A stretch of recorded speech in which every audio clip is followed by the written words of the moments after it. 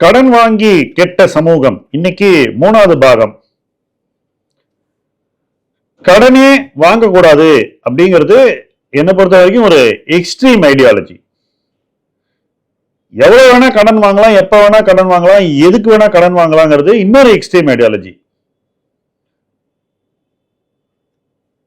இந்த 2வது ஐடியாலஜியில கொடுக்குறேன் எல்லாம் வாங்கிட்டு போங்களேன் அப்படின்றதுதான் அவங்களுடைய பிலாசபி. ஏதோ கடன் என்பது அவங்களுக்கு கிடைக்கக்கூடிய ஒரு சலுகை மாதிரி. சோ அவங்களுக்கு அந்த கடன்கிற கான்செப்டே புரியல, அதன் உளவியலே தெரியலங்கிறது தான் இந்த மாதிரி கடன் வாங்குறவங்க நமக்கு சொல்ற message.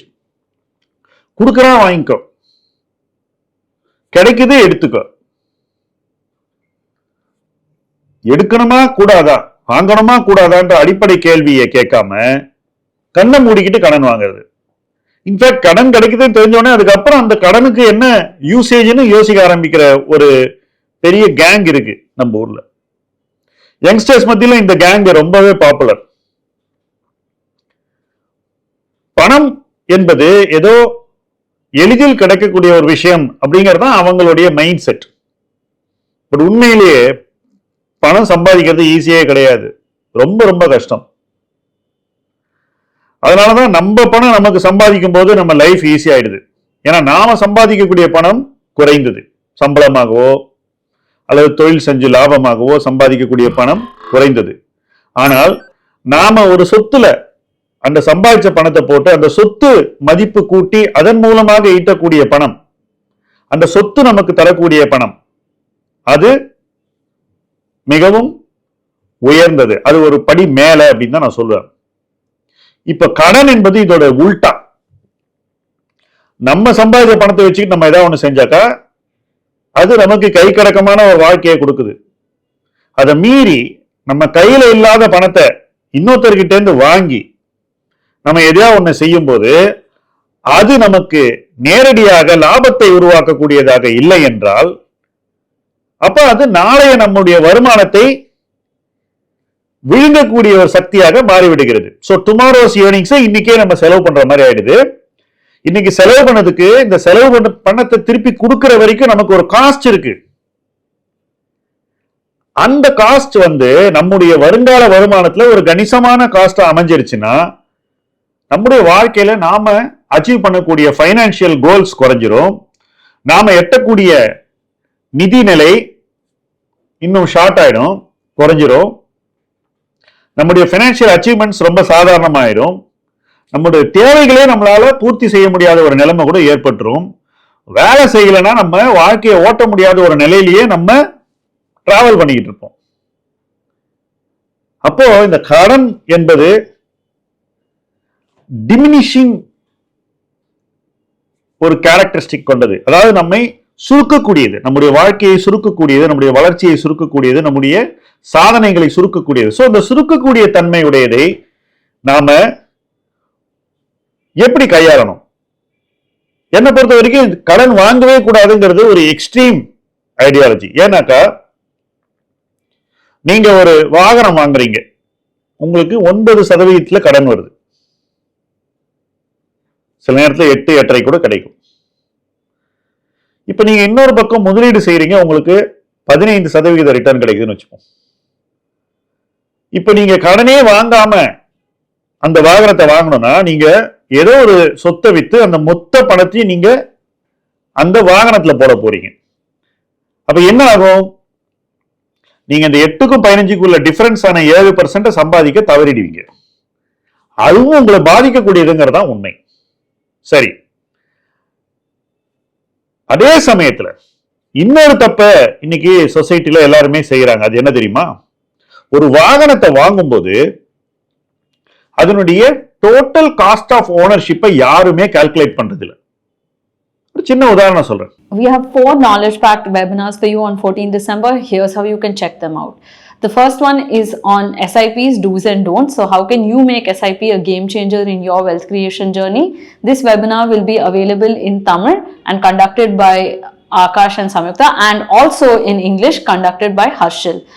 At 11 o'clock, we have a webinar from Sphere, I Thought PMS, which is going to be on how to navigate market volatility with multi-asset investing. And at 12 p.m., we have a webinar conducted by I Thought Plan, where they're going to be exploring how stepping up your SIP game can be a game changer for your wealth creation journey. You can register for any of these webinars using the link in the description below. Let us know what you'd like to learn next.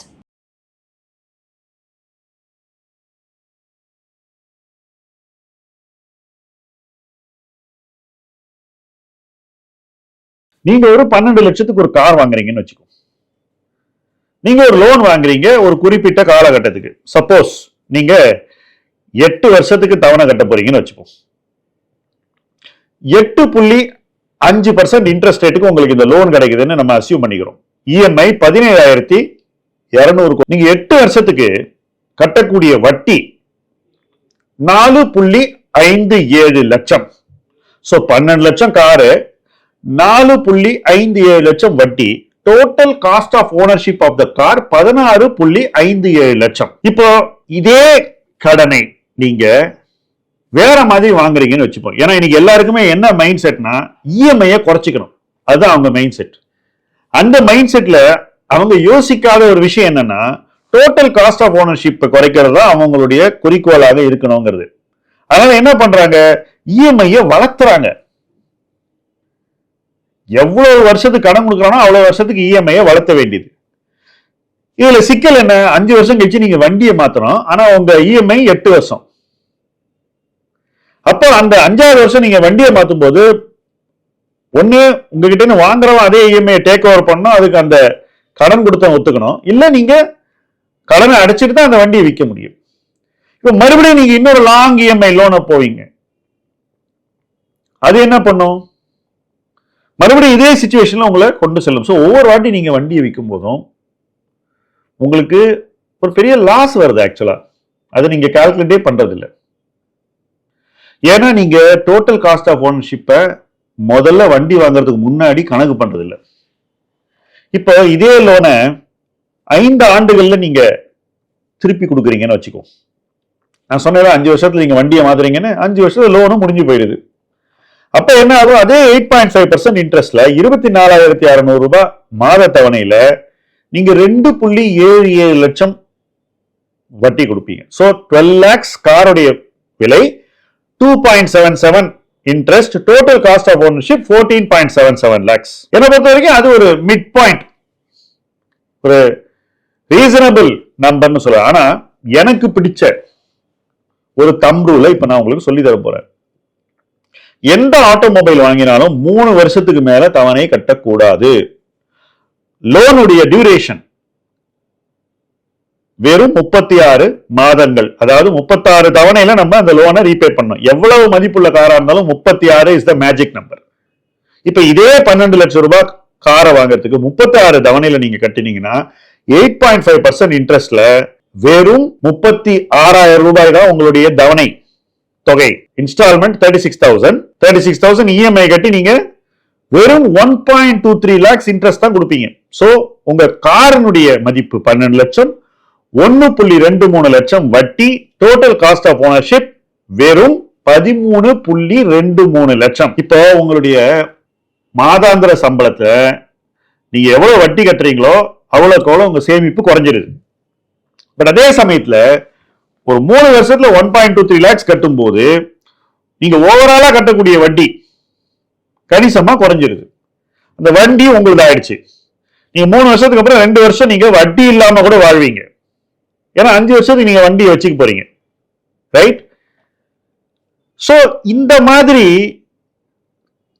Total cost of ஓனர்ஷிப்பை base பண்ணி ஒருத்தர் ஒரு வாகனத்தை வாங்கினா நிச்சயமா அது அவருடைய டிசிப்ளினை கூட்டுறது மட்டும் இல்ல, அவருடைய சேவிங்ஸ் பொட்டன்ஷியலை இன்க்ரீஸ் பண்ணும். எவ்வளவுக்கு எவ்வளவு நம்ம வட்டியை குறைவா வச்சுக்கிறோமோ நம்ம லைஃப்ல, that is interest outflow as a percentage of salary, எவ்வளவுக்கு எவ்வளவு குறைக்கிறோமோ அவ்வளவுக்கு எவ்வளவு நம்ம சேமிப்பை பாதுகாக்க முடியும். அதே சமயத்துல நான் முதல்ல சொன்ன மாதிரி கடனே வாங்காம மொத்த காசையும் போட்டீங்கன்னா உங்களுக்கு ஆப்பர்ச்சுனிட்டி லாஸ் இருக்க போறது அதர் சைட்ல.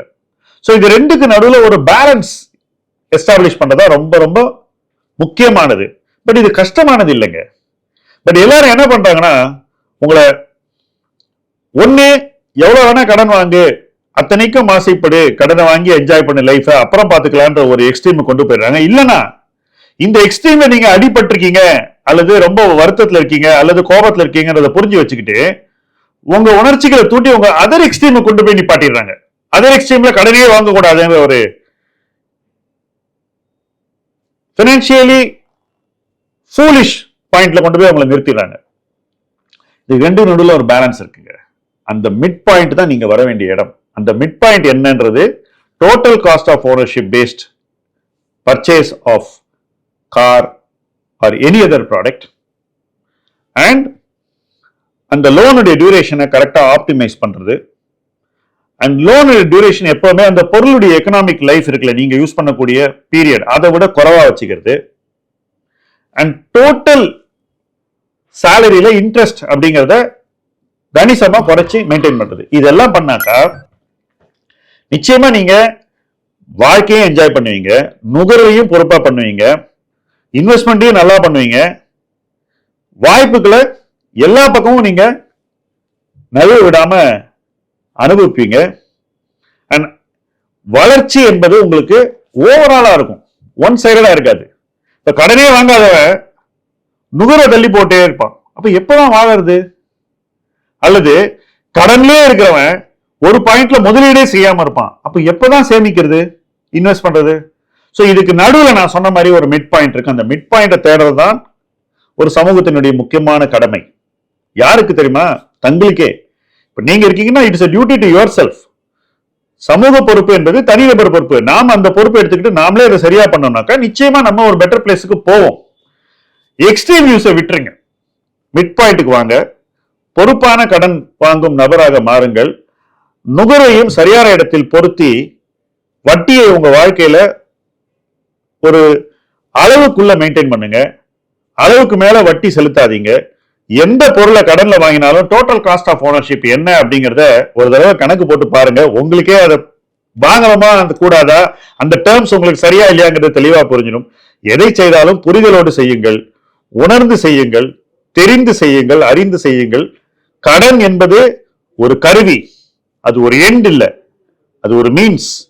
அந்த மீன்ஸை நீங்க பொறுப்பா யூஸ் பண்ணீங்கன்னா வாழ்க்கையில நீங்க அடையக்கூடிய எண்ட்ஸ் சரியானதாக இருக்கும். அப்படிப்பட்ட சரியான எண்ட்ஸை நோக்கி இணைந்து பயணிப்போம். முதலீட்டு களம் உங்கள் களம். நன்றி.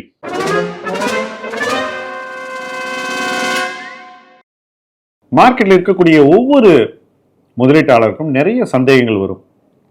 பர்சனல் ஃபைனான்ஸை பத்தி, மியூச்சுவல் ஃபண்ட்ஸை பத்தி, டெட் இன்வெஸ்டிங்கை பத்தி, கோல்டை பத்தி, சில்வரை பத்தி, பிஎம்எஸ் பத்தி, இண்டெக்ஸை பத்தி, போர்ட்ஃபோலியோ எப்படி உருவாக்குவது அப்படிங்கிறத பத்தி, நாம எப்படி ஒரு பெட்டர் இன்வெஸ்டர் ஆகிறதுன்ற பத்தி, இப்படி பல கேள்விகள் உங்களுக்கு வரும். இந்த கேள்விகளுக்கு ஈஸியா விடை கிடைப்பது இல்லை என்று பலர் நம்மிடம் சொல்கிறார்கள்.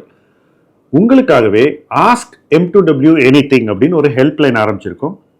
இந்த ஃபார்மை நீங்க ஃபில் பண்ணீங்கன்னா ஆட்டோமேட்டிக்கா உங்க கேள்விகளை நீங்க அந்த ஹெல்ப்லைன் மூலமா எங்க கிட்ட நேரடியாக கேட்கலாம். நாங்கள் உங்களுக்கு பதில்களை கொடுப்போம். இந்த ஹெல்ப்லைன் ஆரம்பிச்சு கிட்டத்தட்ட 2 வாரம் ஆகுது. சில நண்பர்கள் இதை யூஸ் பண்றாங்க, இன்னும் நிறைய பேர் இதை யூஸ் பண்ணிக்கலாம். மார்க்கெட் இறங்க இறங்க உங்களுடைய கான்ஃபிடன்ஸை நீங்கள் மெயின்டைன் பண்ணணும், வளர்க்க வேண்டும், முதலீடில் ஜெயிக்க வேண்டும்.